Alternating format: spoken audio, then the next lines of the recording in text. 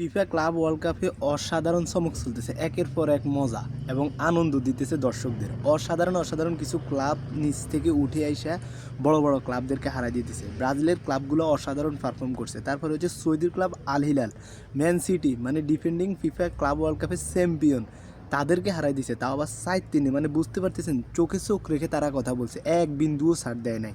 এবং Cristiano Ronaldo যে বলছে যে সৌদি লিগের যে লিগ চলে বা সৌদির ক্লাবের যে ফুটবল চলে সেটা বিশ্বের টপ 5টা লিগের মধ্যে একটা, এবং সেটা নিয়ে তুমুল সমালোচনা ও আলোচনা হয়েছে।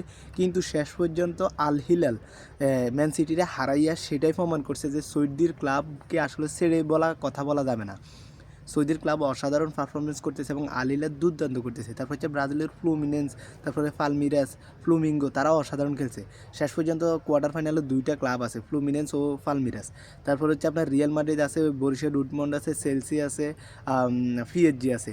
অসাধারণ হবে বায়ার্ন মিউনিক এবং পিএসজির হবে আপনার কোয়ার্টার ফাইনালে। তারপর হচ্ছে বরুসিয়া ডর্টমুন্ড এবং রিয়ালের হবে, মানে বুঝতে পারতেছেন কতটা দুর্দান্ত হবে। আল হিলাল এবং ফ্লুমিনেন্সের হবে। তারপর হচ্ছে চেলসি এবং পালমিরাসের হবে। মানে খেলাটা একদম জমে গেছে। ক্লাব ওয়ার্ল্ড কাপ না হইলে আসলে এই ক্লাবগুলো যে এত দুর্দান্ত খেলতেছে আমরা কখনোই বুঝতে পারতাম না, এবং কখনোই কিছু দর্শককে বিশ্বাস করাইতে পারতাম না। অসাধারণ খেলতেছে এই ছোটো ক্লাবগুলো, এবং তাদের জন্য আমাদের শুভকামনা রয়েছে, তারা আরও চমক দেখাবে। মাত্র তো টপ 8-এ আসছে, আমি বিশ্বাস করতেছি যে টপ 4-এর মধ্যে ব্রাজিলের একটা ক্লাব এবং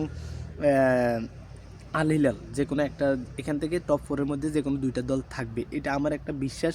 এবং তারা যেভাবে চোখে চোখ রেখে ফুটবলটা খেলতেছে, অসাধারণ। ইউরোপের ফুটবলকে তারা একদম বিদ্যাঙ্গুলি দেখিয়ে তারা কিন্তু প্রত্যেকটা ম্যাচ অসাধারণ ফুটবল খেলে যাইতেছে। সব মিলে ভালো লাগতেছে। ধন্যবাদ।